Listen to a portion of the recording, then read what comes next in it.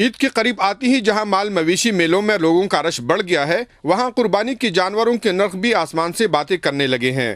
خریداروں کے مطابق مہنگائی کی وجہ سے صرف وہ لوگ قربانی کر سکیں گے جن کے پاس پیسہ بہت ہو۔ مشکل ہے جی، مجبوری ہے، کریں گے، مجبوری کے تحت کریں گے۔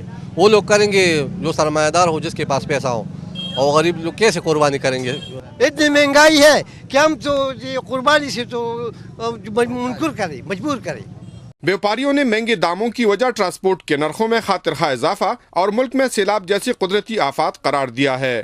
مال کسی طرح بک جائے تو ان کو اپنے پیسے مل جائیں۔ جو گاڑی پہلے ملتی تھی 25,000 میں، وہ ہمارے ساتھ 40,000 میں آتی ہے، اور ادھر ہمیں بہت سی مشکلات پیش آئی ہے جانور اکٹھے کرتے کرتے۔ ہم پر سیلاب آیا اور بہت مشکلات سے ہم مال یہاں پر لے کر آئے ہیں، اور پیچھے سے ہی بہت مہنگا ہے۔ ابھی ہم یہ مال جو بیچ رہے ہیں اپنی خرید پر بس بیچ رہے ہیں۔